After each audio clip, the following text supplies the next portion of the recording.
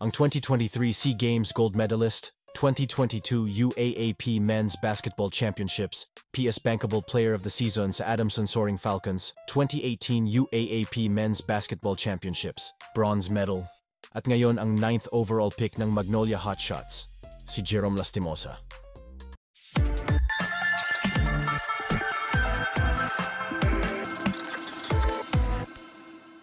Si Jerome Lastimosa ay ipinanganak noong July 1, 1998 sa Dumaguete, Negros Oriental. Ang kanyang ina ay isang market vendor at ang kanyang ama naman ay isang tricycle driver. Noong siya ay bata pa, naglalaro si Lastimosa sa mga Panalay Tournament. Ito ay tournament kung saan ang kanyang nakakalaban ay mga baguhan at mga ex-pro player. Nakita siya ng isang scout sa 2017 Unigames. Ang Unigames ay isang taunang sporting competition para sa mga paaralan sa buong bansa. At dito ay kinuha siya upang maglaro para sa Adamson. Matapos niyang maglaro sa Asian College, Dumaguete, nag-commit siya sa Adamson at nangako siya sa kanyang mga magulang na kukuha siya ng degree na sports management. Unang naglaro si Lastimosa para sa Adamson Soaring Falcons sa UAAP Season 81. Nagsimula siya bilang backup ni Jerry Pingoy. Sa kanyang debut, gumawa siya ng 6 points, 3 rebounds at 4 assists para tulungan ang Adamson na ma-upset ang Ateneo Blue Eagles. Sa season na iyon, pangalawa ang Adamson sa standing. Nakalaban nila ang UP sa semis, pero sila ay natalo kahit na sila ang may twice-to-beat advantage.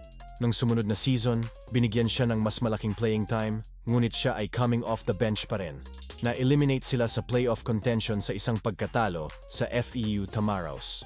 Ang kanyang average sa season na iyon ay 8.5 points at 4.1 assists. Sa panahon ng COVID-19 pandemic, noong walang UAAP season, nanatili si Lastimosa sa mga dorm ng Adamson at palaging nagpa-practice sa pamamagitan ng paglalaro ng pick-up basketball kasama ang iba pang mga atleta na nagpa siyang manatili sa Adamson.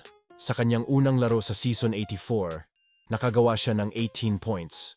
Ngunit siya ay na-foul trouble sa isang pagkatalo ng Adamson. Siya ang nanguna sa liga sa scoring sa pagtatapos ng 2-round elimination sa season na yon. Nasa top 5 din siya para sa free throw percentage.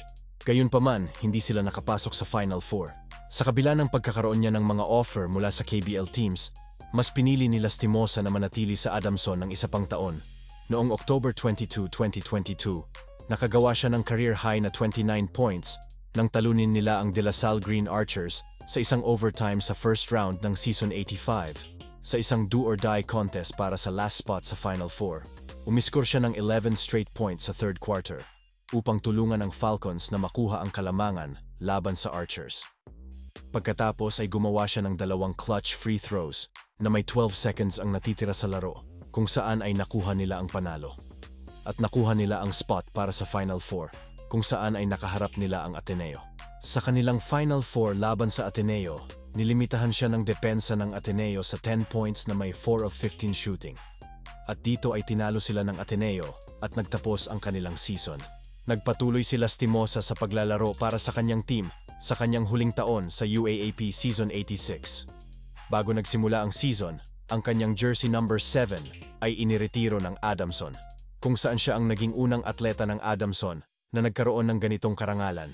Bago ang pagsisimula ng UAAP Season 86, nakaranas si Lastimosa ng partial ACL tear sa kanyang kaliwang tuhod. Dahil dito ay hindi siya nakalaro sa buong first elimination round ng season. Nakabalik siya sa laro laban sa UP Fighting Maroons noong October 25, 2023. Ngunit sa kasamaang palad ay nagtamo siya ulit ng isa pang injury sa parehong tuhod.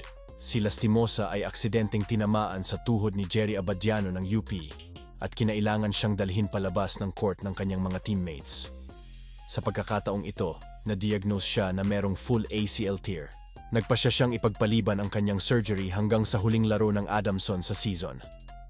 Sa huling laro ng Adamson, sa isang pagkatalo sa Ateneo, tinapos niya ang kanyang college career sa pamamagitan ng isang buzzer-beater 3-pointer nang ibigay ng Ateneo ang kanilang last possession upang bigyan siya ng isa pang shot. At pagkatapos nito ay sumailalim siya sa isang successful surgery para sa kanyang torn ACL noong December 8, 2023. Pagkatapos ng kanyang college career, si Lastimosa ay sumali sa PBA Season 49 draft kung saan ay pinili siya ng Magnolia Hotshots bilang 9th overall pick sa first round. Noong July 26, 2024, Pumirma siya ng 3 years rookie contract sa team. Si Jerome Lastimosa ay naglaro para sa Strong Group at kasali rin siya sa 12-man Gilas Pilipinas para sa 32nd Southeast Asian Games. Maraming beses siyang ginamit ni Coach Chot Reyes bilang backup guard sa elims at semis noong May 16, 2023. Matapos talunin ng Gilas ang defending champion na Indonesia sa score na 84-76, muling nagharap ang Gilas at host country na Cambodia para sa gold medal match. Sa likod ng heroic efforts ni Justin Brownlee, Brandon Ganuelas-Roser, Arvin Tolentino at Lastimosa, laban sa Cambodia, nabawi ng Gilas ang SEA Games gold medal. Alam nyo ba, si Jerome Lastimosa ay isang brand endorser ng Anta Philippines.